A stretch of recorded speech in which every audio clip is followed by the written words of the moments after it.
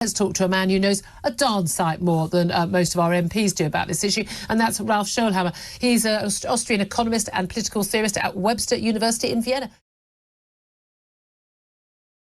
Well, I mean, I don't want to pour cold water on this. Oh, don't ruin my morning. But let me put it this way.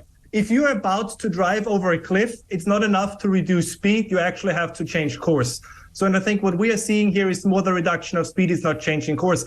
And if you look at it, and we talked about this a little bit off camera before, I mean, there will be significant legal hurdles to this all. At the end of the day, right, the Climate Change Act needs to be repealed. I mean, this is what it comes down to, right? The British government, I mean, this is just as a quick note on this as well. I mean, wasn't that one of the reasons why you had Brexit? Kind of to be an independent sovereign nation again. And so this applies here as well. You need to get control back over your own energy policy.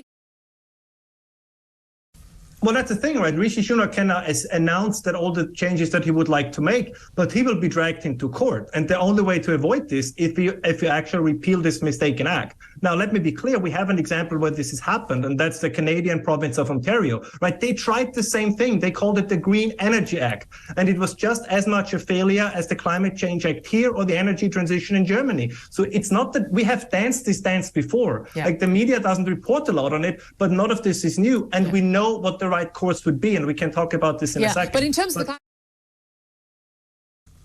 Well, let me say two things, because this is something the British people must know. You might as well call the Climate Change Act the China Subsidies Act, because everything that they support, electric vehicles, batteries, wind, solar, the supply chains for all these products are 90% in Chinese hands. So you basically deindustrialize Great Britain, you destroy the manufacturing base in Great Britain, and shift taxpayer money to the Chinese Communist Party. How in the world is that a policy that benefits British people? I know we constantly hear from the critics now of Sunak that these new future industries, they will bring green jobs, they bring additional wealth, but it's all going to happen in the future. You know how they sound? They sound like the old communists in the 80s in the Soviet Union that said, we are that close to communist utopia. Yeah. It just takes a couple of years more. And this is the same thing now. We cannot compete in the renewable sector with the Chinese because the Chinese use fossil fuels to produce renewables. And we refuse fossil fuels, but think we can build cheaper renewables.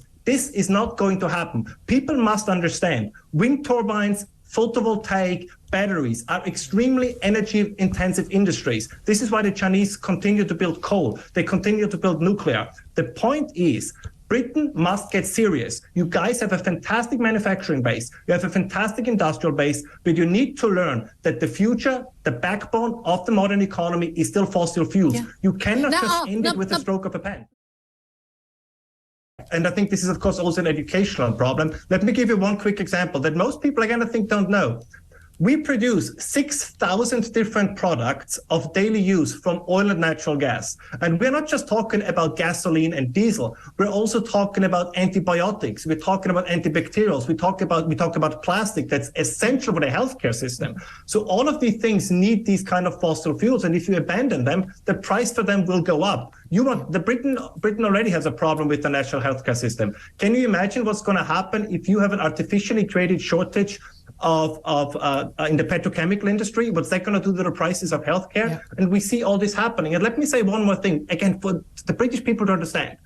Right? We don't put crude oil into our cars. We put stuff we distillate, and we put stuff out of refineries in our cars. Do you know when the British built the last refinery? In the 1960s. 3 of the 6 running British refineries were built in the 1920s. So we don't invest too much in fossil fuels. We invest way, way too little in fossil fuels. And let me be clear, just one last point. We will see now an increase in food prices. Why? Because diesel prices go up. If you're a farmer, right, you cannot run your business without diesel, without fertilizer. If you have a transportation company, you cannot bring food to the supermarket without diesel. So we are having an ever worsening cost of living crisis. And I think politicians are entirely oblivious to it. Yeah, I mean, No, I completely agree. And it's not just a matter of honesty. It's I think, telling the people what is the goal, what is supposedly the obligation of a government. And I would argue that ensuring the wealth and prosperity of its people must always be the primary goal. And no policy, especially a ludicrous policy that claims to save the planet, should take precedence over this. Listen, I always say this, and I want this also to be very clear.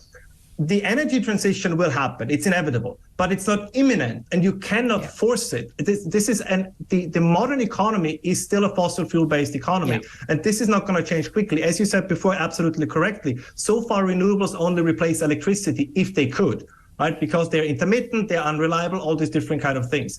And something else that politicians tend to forget: people will not put up with this. At some point, what we are experiencing in the battle of physics versus platitudes, physics are undefeated, and politicians will find this out very, very soon. Absolutely. Great to talk to you again. Thank you very much indeed, Ralph Schoellhammer. He's an Austrian economist who knows damn sight more about our energy and our economy than most of our politicians. I think that was blatantly obvious there.